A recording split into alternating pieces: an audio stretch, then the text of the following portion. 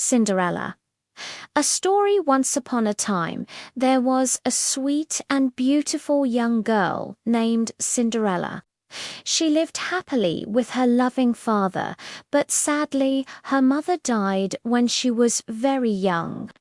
Her father soon remarried, choosing a woman who had 2 daughters of her own. When Cinderella's father also passed away, her stepmother and stepsisters showed their true, cruel nature. They were jealous of Cinderella's beauty and kindness. They forced her to do all the housework, cleaning, cooking, and scrubbing. They gave her only rags to wear, and she slept on a mattress made of ashes and soot by the chimney, which is why they cruelly called her Cinderella. Despite the harsh treatment, Cinderella remained gentle and kind, often finding comfort in her little animal friends. One day, a magnificent royal invitation arrived at the house. The king and queen were holding a grand ball at the palace, hoping that the prince would choose a bride among the young ladies of the kingdom. The stepmother and stepsisters were ecstatic. They spent days choosing gowns and fussing over their hair. Cinderella, secretly wishing to attend, dared to ask, "May I also go to the ball?" The stepsisters just laughed cruelly. "You with those rags. Who would dance with you? You belong here, cleaning the floors." On the night of the ball, Cinderella watched sadly as her stepsisters and stepmother rode off to the palace. She sat by the fire, crying, thinking about the beautiful music and dancing she was missing. Suddenly, a bright light filled the kitchen, and a kind woman appeared, her fairy godmother. "Do not weep, my child," the godmother said. "You shall go to the ball." With a wave of her wand, she began the magic. A pumpkin became a magnificent golden coach. The mice became beautiful horses. The old rags transformed into a shimmering, breathtaking blue gown, and on Cinderella's feet appeared a pair of delicate glass slippers.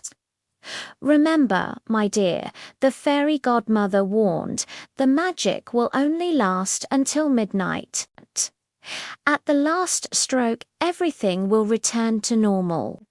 Cinderella arrived at the palace, looking so stunning that no one recognized her not, even her own stepsisters. The moment the prince saw her, he was captivated. He danced only with her all evening, completely ignoring everyone else. Cinderella had never been happier. She was so lost in the joy of the night that she completely forgot the time until she heard the clock begin to chime, bong. She remembered the warning. She whispered goodbye and fled from the palace. She ran down the steps as fast as she could, and as the clock chimed the 12th and final time, she lost one of her glass slippers on the stairs. The prince rushed out, heartbroken, but she was gone. All he found was the tiny glass slipper. He vowed to search the entire kingdom until he found the foot that fit the shoe. The next day, the prince's royal messenger brought the slipper to Cinderella's house. The stepsisters tried everything, even cutting their own toes, but their feet were far too big. Finally, the messenger asked, "Is there no other maiden in this house?" The stepmother insisted there was not, but the messenger noticed Cinderella peeking from the corner. She demanded that Cinderella be allowed to try. As Cinderella gently placed her foot into the slipper, it fit perfectly, like a glove. Then she pulled the second slipper from her pocket. The stepmother and stepsisters were stunned. The prince was overjoyed. He asked Cinderella to marry him. They were married soon after, and thanks to Cinderella's pure heart, she forgave her family. They all lived in the palace, and Cinderella and the prince lived happily ever after.